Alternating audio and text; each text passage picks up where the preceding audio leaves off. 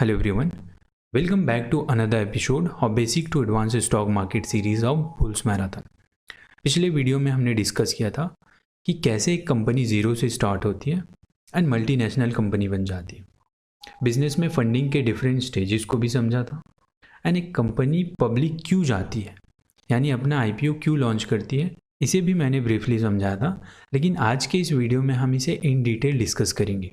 लेकिन आगे बढ़ने से पहले मैं आपको बता दूं कि अगर आपने पिछला एपिसोड नहीं देखा है तो उस वीडियो को जाकर ज़रूर देखिए, जिनकी हेल्प से इस वीडियो को आप ज़्यादा बेटर तरीके से समझ पाएंगे। तो चलिए आज के इस वीडियो को स्टार्ट करते हैं एंड समझते हैं सबसे पहले कि IPO क्या है या इनिशियल पब्लिक ऑफरिंग क्या है। क्या होता है कि कोई भी प्राइवेट लिमिटेड कंपनी कभी भी जनरल पब्लिक से पैसा नहीं ले सकती, ये इलीगल माना जाता है। तो IPO या इनिशियल पब्लिक ऑफरिंग एक प्रोसेस होता है जिसकी हेल्प से कोई भी private limited company general public से फंड रेज कर सकती है। जब भी प्राइवेट कंपनी अपना IPO लॉन्च करती है तो IPO लॉन्च करने के बाद वो प्राइवेट कंपनी एक पब्लिक कंपनी बन जाती है जिसका शेयर कोई भी खरीद या बेच सकता है। अब यहाँ पे सवाल ये आता है कि कोई भी कंपनी पब्लिक क्यों जाती है, यानी अपना IPO क्यों लॉन्च करती है। तो इसका सिर्फ एक ही रीज़न है, जब कंपनी को बहुत बड़े कैपिटल की ज़रूरत होती है तब कंपनी अपना IPO लॉन्च करती है। मतलब फ़ंड रेज करने के लिए कंपनी अपना IPO लॉन्च करती है। अब कंपनी के फ़ंड रेज करने के मल्टीपल रीजंस हो सकते हैं। हो सकता है कि कंपनी अपना बिजनेस को एक्सपांड करना चाहती हो, जिसके लिए उन्हें बहुत बड़े कैपिटल की ज़रूरत हो, तो कंपनी अपना IPO लॉन्च करती है। हो सकता है कंपनी बहुत बड़े कर्जे में हो जिसे वो चुकाना चाहती है, तो कंपनी अपना IPO लॉन्च करती है। हो सकता है कंपनी अपने एग्जिस्टिंग इन्वेस्टर्स को एग्जिट देना चाहती है, या फिर हो सकता है कंपनी अपने एग्जिस्टिंग शेयर होल्डर्स को रिवॉर्ड देना चाहती है। तो इसके मल्टीपल रीजंस हो सकते हैं। अब समझते हैं कि कौन कौन से लोग IPO में इन्वेस्ट करते हैं। जब भी किसी कंपनी का IPO लॉन्च होता है तो उसमें 3 तरह के लोग इन्वेस्ट कर सकते हैं: qualified institutional buyers QIB, non institutional investors NII and retail individual investors RII। ये तीनों को इन डिटेल एक एक करके समझते हैं। सबसे पहला है क्वालिफाइड इंस्टीट्यूशनल बायर्स। ये basically mutual fund companies, ETF या इंश्योरेंस कंपनीज होती है, यानी बड़े इंस्टीट्यूशंस होते हैं जो IPO में अपना पैसा इन्वेस्ट करते हैं। दूसरा है नॉन इंस्टीट्यूशनल इन्वेस्टर्स या हाई नेटवर्थ इंडिविजुअल। इनके पास बहुत पैसे होते हैं, ये इंडिविजुअल पर्सन होते हैं जिनके पास बहुत पैसे होते हैं। या फिर IPO में 2 लाख से ऊपर के इन्वेस्टमेंट करने वालों को नॉन इंस्टीट्यूशनल इन्वेस्टर्स की कैटेगरी में रखा जाता है। And the third is retail individual investors. मतलब जो इन्वेस्टर्स IPO में 2 लाख से कम का इन्वेस्टमेंट करते हैं उसे रिटेल इंडिविजुअल इन्वेस्टर्स की कैटेगरी में रखा जाता है। अब यहाँ हर इंडिविजुअल के लिए एक सर्टेन परसेंटेज डिसाइड किया गया है कि किसी IPO में किसकी कितने परसेंटेज की हिस्सेदारी होगी। यहाँ क्वालिफाइड इंस्टीट्यूशनल के लिए 50% रिजर्व किया गया है एंड नॉन इंस्टीट्यूशनल इन्वेस्टर्स के लिए 15% रिजर्व किया गया है एंड रिटेल इंडिविजुअल के लिए 35% रिजर्व किया गया है। मतलब यहाँ भी कोटा सिस्टम चलता है। मतलब मान लो किसी कंपनी का IPO लॉन्च करती है एंड वो अपना 100% शेयर पब्लिक में लॉन्च करती है, तो इस कैटेगरी के लिए 50 शेयर्स 50%, इस कैटेगरी के लिए 15% एंड इस कैटेगरी के लिए 35% डिसाइड किया गया है। मैं यहाँ 100 शेयर एक एग्जांपल के लिए ले रहा हूँ, हो सकता है ये बहुत लार्ज नंबर भी हो सकता है। IPO में ना एक टर्म यूज़ होता है, ओवर सब्सक्राइब्ड। क्या होता है, यहाँ हर एक इंडिविजुअल के लिए एक सर्टेन परसेंटेज डिसाइड किया गया है कि कौन कितना परसेंट बाई कर सकता है, लेकिन इस सर्टेन परसेंटेज के अबोव चला जाता है। मतलब इसके बायर्स 35% से ऊपर चला जाता है, या इसका बायर 15% से अबोव चला जाता है, या फिर क्वालिफाइड इंस्टीट्यूशनल बायर्स का बायर्स 50% से अबोव चला जाता है। मतलब IPO को खरीदने वाले ज़्यादा हो जाते हैं तो उसे ओवर सब्सक्राइब्ड IPO माना जाता है। जब कोई IPO ओवर सब्सक्राइब्ड हो जाता है तब क्या होता है, पहला तो ये कि सबको मिलने के चांसेस कम हो जाते हैं। अगर मान लो 2 गुना ज़्यादा लोग आ गए तो भैया यहाँ सबको तो मिल नहीं सकता। फिर एक तरह से कंप्यूटराइज लॉटरी चलेगी।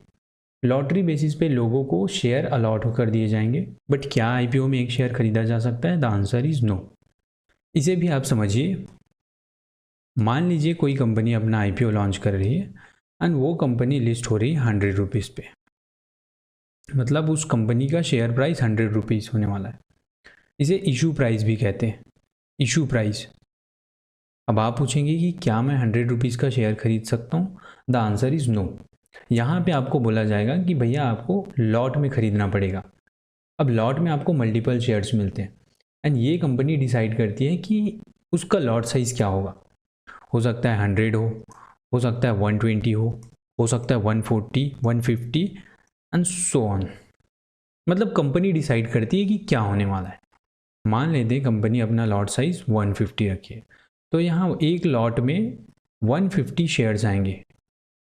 मतलब एक लॉट खरीदने के लिए आपको 150 इंटू 100 मतलब 15,000 रुपये आपको देने होंगे। अब ज़्यादातर जो रिटेल इन्वेस्टर्स होते हैं ना, वो दो तरीके से इन्वेस्ट करते हैं, short term investing and long term investing. अब इसे भी समझते हैं कि क्या है शॉर्ट टर्म इन्वेस्टिंग एंड क्या है लॉन्ग टर्म इन्वेस्टिंग। अब मान लेते हैं किसी कंपनी का आज आईपीओ आ रही है, यानी आज 19 तारीख को किसी कंपनी का आईपीओ आ रहा है जिसमें आप 15,000 रुपये अपना इन्वेस्ट किए। अब ये शेयर आपको मिलेंगे या नहीं, आपको अलॉट हो रहा है या नहीं, कुछ दिन में आपको पता चल जाएगा। मान लेते हैं 10 दिन का एक टाइम पीरियड ले लेते हैं, यानी आपको 29 तारीख को पता चल जाएगा, ये 29 तारीख को एक स्टॉक एक्सचेंज में लिस्ट हो जाएगा। अब हो सकता है वो 200 रुपये पे लिस्ट हो, मतलब आपका इशू प्राइस 100 रुपीज़ था, वो 200 रुपये पे स्टॉक मार्केट में लिस्ट हो रहा है, यानी सिर्फ 10 दिन के टाइम पीरियड में आपको 100% का रिटर्न मिल गया। अब आपके पास यहाँ दो ऑप्शन है, या तो आप अपना शेयर बेच दें और अपना 100% का प्रॉफिट बुक करें, या फिर आप चाहते हैं कि मैंने कंपनी अच्छा सेलेक्ट किया है तो इसे मैं लॉन्ग टर्म के लिए लेके जाऊँगा। तो जब लिस्टिंग के बाद जब आप अपना शेयर बेच देते हैं तो उसे शॉर्ट टर्म इन्वेस्टिंग कहा जाता है। एंड जब आपको लगता है कि कंपनी अच्छा परफॉर्म कर सकती है, मतलब आप अपना शेयर लंबे समय के लिए होल्ड करना चाहते हैं, तो उसे लॉन्ग टर्म इन्वेस्टिंग माना जाता है। अब यहाँ सवाल ये आता है कि शॉर्ट टर्म में ज़्यादा प्रॉफिट है या लॉन्ग टर्म में। मैं सारा कुछ चीज़ इन डिटेल बताऊंगा, बहुत कुछ बताऊंगा आईपीओ के बारे में, आईपीओ से रिलेटेड और भी वीडियोस लेकर आऊँगा, क्योंकि एक ही वीडियो में सारा कुछ डिस्कस करना मुश्किल है। मैं आपको बताता हूँ कि आपको शॉर्ट टर्म में प्रॉफिट ज़्यादा हो सकता है या लॉन्ग टर्म में। इससे पहले मैं आपको एक इंटरेस्टिंग चीज़ दिखाता हूँ, वो ये कि देखिए ये आईपीओ का हिस्ट्री टेबल है, हिस्टोरिक टेबल है। यहाँ आप किसी भी कंपनी को देख सकते हैं, उसका वो कब आईपीओ लॉन्च किया था एंड किस प्राइस पे, उसका इशू प्राइस क्या था, किस प्राइस पे वो लिस्टिंग हुआ था एंड उसका करेंट मार्केट प्राइस अभी क्या चल रहा है, मतलब कितना % का गेन किया। 16 तारीख को एक इंडेरो हेल्थ केयर का आईपीओ आया था, 16 तारीख मतलब फ्राइडे को आया था, तो सैटरडे संडे मार्केट क्लोज था, मंडे को पता चलेगा क्या है कैसा है। तो अपन ना ये देखते हैं, सबसे पहला जाना स्मॉल फाइनेंस, इसका 14 फरवरी को लॉन्च हुआ था आईपीओ एंड इसका इशू प्राइस था 414 रुपये एंड लिस्टिंग क्लोज हुआ था 368 रुपये पे। मतलब डायरेक्टली इन्वेस्टर्स को 11% का लॉस, मतलब 10 दिन जो भी इशू डेट से जब लिस्टिंग होती है तो उस डेट पे 11% का लॉस हुआ। लेकिन जो शॉर्ट टर्म इन्वेस्टर्स रहे होंगे ना, वो सोचे होंगे कि मेरा 11% का लॉस हो गया तो मैं इसे बेच देता हूँ, ऐसे करके वो बेच दिए होंगे इस 11% का लॉस देख के। लेकिन जो लॉन्ग टर्म के लिए होल्ड करके रखते हैं ना, उन्होंने देखा होगा कि मैंने अच्छा कंपनी में इन्वेस्ट किया है, तो वो होल्ड करके रखे होंगे एंड कुछ टाइम बाद देखिए उनका करेंट मार्केट जो प्राइस है 419 रुपये, 414 पे लॉन्च हुआ था and current market price is 419, मतलब 1% का 1-1.5% का अभी गेन दिख रहा है, करेंट गेन। लेकिन पहले ही दिन में 11% का लॉस हुआ था। वैसे ही कैपिटल स्मॉल कंपनी है जिसका इशू प्राइस था 468 एंड लिस्टिंग हुआ था 438 पे, मतलब 7% का इसमें भी लॉस हुआ था and current market price is 449, मतलब अभी भी 4% का इसमें भी लॉस है। ये तो रही लॉस वाले। अब कुछ प्रॉफिट्स वाले देख लेते हैं, बड़े प्रॉफिट्स है क्या किसी में। हाँ ये रहा BLS ई सर्विसेज, ये देखते हैं अपन। इसका इशू प्राइस जो था 135 पे ये इशू हुआ था एंड लिस्टिंग क्लोज हुआ था 370.75%, मतलब 174% का गेन हुआ था एंड इसका करेंट मार्केट प्राइस 364 एंड 169% का भी गेन दिखा रहा है। तो इस तरीके से गेन होता है, मतलब आपको 100%, 200%, इवन 500%, मतलब आपका पैसा 2 गुना, 4 गुना, 5 गुना मल्टीप्लाई हो सकता है आईपीओ में। जब भी आप किसी कंपनी के आईपीओ में इन्वेस्ट करना चाहते हैं तो पहले उस कंपनी के अबाउट अच्छे से रिसर्च कीजिए। कंपनी क्या करती है, कैसा बिजनेस करती है, वो सब देखिए, उसके बाद इन्वेस्ट कीजिए। किसी भी कंपनी के आईपीओ में आप किस तरीके से इन्वेस्ट कर सकते हैं, इसके लिए मैंने अपना स्क्रीन रिकॉर्ड ऑन कर लिया है एंड अपना ब्रोकर भी ऑन कर लिया है। ये मैंने स्टार्ट कर लिया। मैं ज़ीरोधा का यूज़ करता हूँ। यहाँ आप ज़ीरोधा में आएंगे तो ऐसा कुछ इंटरफेस आएगा। इसमें बीट्स में जाएंगे, यहाँ आपको पता चल जाएगा कि कौन सा अभी करेंटली आईपीओ लॉन्च हुआ है या होने वाला है इन फ्यूचर। ये देखिए अपकमिंग, नीचे अपकमिंग दिखा रहा है एंड जो अभी लॉन्च हो चुका है उसमें अप्लाई का ऑप्शन आता है। तो यहाँ पे देखिए KTL का ऑप्शन आया, TCL का है। इस तरीके से ये सारे IPOs अभी चल रहे हैं। तो इसमें अप्लाई करने के लिए हम डायरेक्टली इसमें क्लिक कर सकते हैं।